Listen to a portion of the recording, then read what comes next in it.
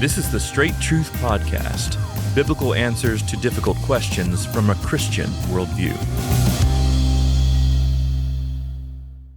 I want to ask you a question about online life.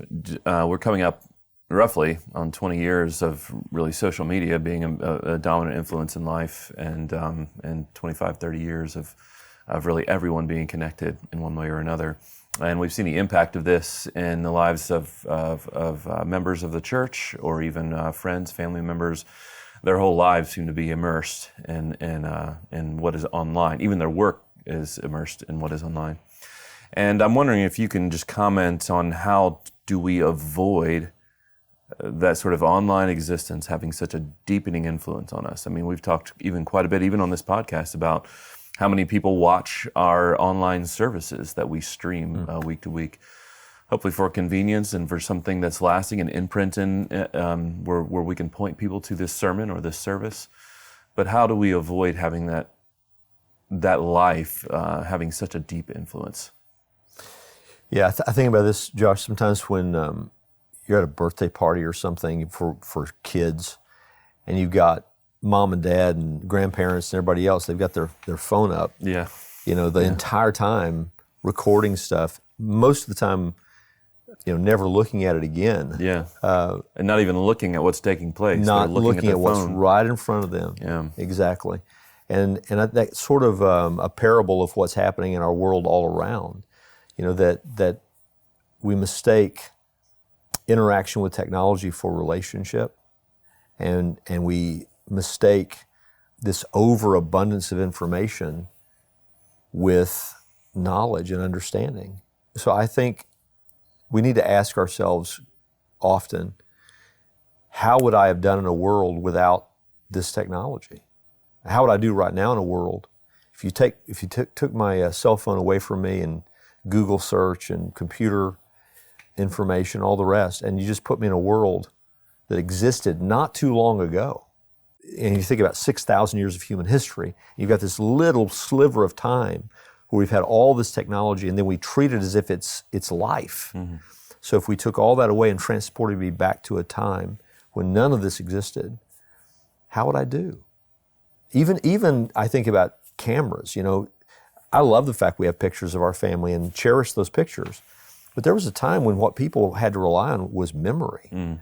And conversation and rehearsal. Mm-hmm. And what's happened to us is because we have these other forms of capturing and maintaining precious moments, we don't talk to each other. We don't remember things with each other the way we should. So all that to say, I agree with the premise of the question, which is, I believe that online interaction in many ways is encroaching in on what's healthy living. And we need to take a step back and ask, is this healthy? Is it healthy when I get up in the morning and the first thing that my face meets with is not God in prayer, but my phone, and what someone has been saying to me perhaps through the night watches via email or text messages or the latest news that's going to come across my phone? Where does my day begin? Where does my day end? Is my mind racing even as I go to sleep at night because my mind has been immersed in this world of information that's brought to me via my phone or a computer? Do I know rest in my mind and in my heart? So these are important things for us to grapple with. Obviously, technology can be helpful, is helpful. We all take advantage of it in one way or another. But do we have the capacity to put it in its proper place and to treat it as a helpful convenience, but not anything that's at the core of our life? Mm-hmm. And are we losing precious things due to our interaction with technology? And I think on that last point too, it seems to me one of the major dangers here is just further isolation. There's this deceiving aspect that it actually brings people together. You think of something like social media side, Facebook, something like that. We're bringing people together. We're connecting people all over the world, but actually what it's done is further isolate us, which is totally contradictory to what the New Testament calls Christians to be doing with one another. That's a great point. Yeah, we have imaginary friends. Mm-hmm. Some people we've never met in our entire lives face to face, and we get to know them via some, whether it's X or it's Facebook or whatever the case may be. and we call them our friends. I mean, you've never met them face to face. I saw a documentary recently on Manti Te'o, and it had to do with football player. Yeah, the catfishing of that man. I mean, this is a man who at one point is grieved over the death of someone who never existed. I mean, that sort of speaks to it, doesn't it? How impactful this imaginary set of relationships can be, that we only know them by virtue of typed words, into a machine. So, yeah, definitely we can lose precious things if we don't interact with technology properly. And certainly a Christian's existence is one. I mean, even just the church gathering is a sort of embodied existence. It's a people together, face to face, words on a page, and kind of antithetical to the lure of technology, which says everything can just be online, and that's good for us. I was thinking of imaginary. I was thinking, as you're talking, of that movie Castaway, where Tom Hanks is like a castaway on this island by himself, and somehow this like volleyball floats onto the island, and it's a Wilson volleyball, and he creates a character on it, because if he doesn't continue to interact, it's like he's going to go mad if he doesn't. Yeah. And then when that volleyball goes floating off, he kind of loses his mind and is totally distraught. It does speak to our longing for real interaction with real That's right. people. Yeah, for sure. Yeah, I can remember when in my younger years, thinking. So when you're young and you're married, there's sort of this battle for time. When you get older, that can dissipate a bit, but battle for time around things that you enjoy. So I've always been a big sports guy. I've enjoyed watching ball games and things like that.